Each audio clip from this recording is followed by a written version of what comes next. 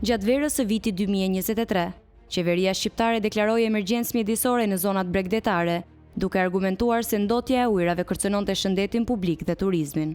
Për shkak të emergjencës mjedisore, Ministria e Infrastrukturës dhe Energjisë dhe Ministria e Turizmit miratuan një udhëzim, i cili i detyronte subjektet në afërsi të ujrave larëse të instalonin impjante për trajtimin e ujrave të ndotura.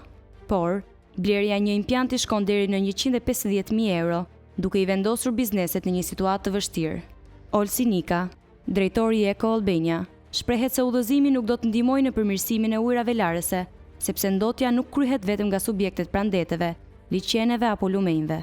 Njësitë e qeverisë vendore duhet të trajtojnë ujrat e përdorura, duhet të trajtojnë mbetjet e ngurta urbane të gjeneruara nga në teritorin e administrimit të tyre. Dhe këtu gjenden vetëm skema, siç është skema e inceneratorëve, tani apo skema e gjeneratorëve dikur në kohën e qeverisës të ndjerit Fatosnamo, skema ose si mund të shesim të bëjmë biznes. Në Shqipëri numërohen 16 impjante të trajtimit të ujrave të ndotura. Vetëm 10% e popullsisë merr këtë shërbim, ndërsa ujrat e zeza dhe industriale vijojnë të shkarkohen në lumenj dhe dete, duke krijuar dëme të pallogaritshme për mjedisin dhe shëndetin e popullsisë.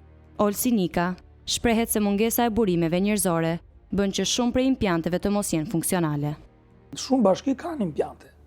Disa janë në punë, disa nuk janë në punë, disa kanë ngelur pikërisht për mungesë të burimeve njerëzore, pa u vendosur në punë. Po në djenin time i Pogradecit funksionon, i Kavajës funksionon, i Sarandës pjesërisht, i Fierit deri diku. Pastaj ka një pjesë tjetër që nuk funksionon ose ka dhe tjerë që nuk janë ndërtuar akoma, siç rasti i Tiranës.